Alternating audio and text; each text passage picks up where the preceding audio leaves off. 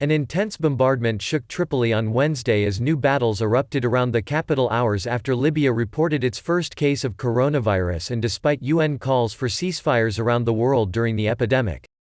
Residents of the Libyan capital, seat of the internationally recognized Government of National Accord (GNA), said the shelling was the worst in weeks, shaking windows in the city center miles from the front line in the southern suburbs.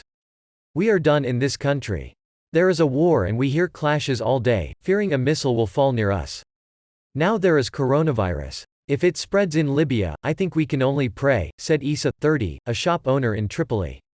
The Libyan National Army (LNA) of Eastern Commander Khalifa Haftar has been trying to capture Tripoli for almost a year, backed by the United Arab Emirates, Egypt and Russia. The GNA is supported by Turkey and allied Syrian fighters. An LNA shelling attack last week drew UN condemnation after it killed 4 girls and young women.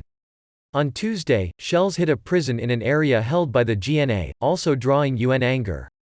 Pro-GNA forces launched attacks on several fronts on Wednesday against the LNA, including at Al-Watiya Airbase, 125 kilometers (80 miles) west of Tripoli, the closest such facility to the capital in LNA hands.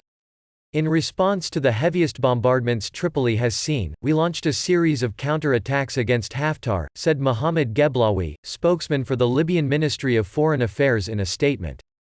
Geblawi cited what he called indiscriminate shelling by the LNA after both sides had agreed to a ceasefire to tackle the coronavirus. A pro-GNA military operations room said its forces had captured LNA fighters, including some foreigners.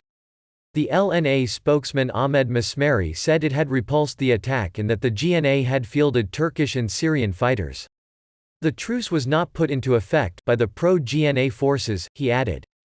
The escalation in the fighting could spell disaster for Libya's already fragmented and badly stretched health system in handling the coronavirus, after authorities confirmed the first case of the disease late on Tuesday. Libyans have suffered for years under this brutal conflict, and now they face yet another threat to their health and well-being, said Elizabeth Hoff, the World Health Organization representative in Libya. UN Secretary-General Antonio Guterres had called for a complete ceasefire in conflicts around the world as governments and local authorities struggle with a pandemic that has spread to most countries. "We sit at home hearing the clashes, which are a daily routine since 2011. But now we are scared of coronavirus. I am scared for my family.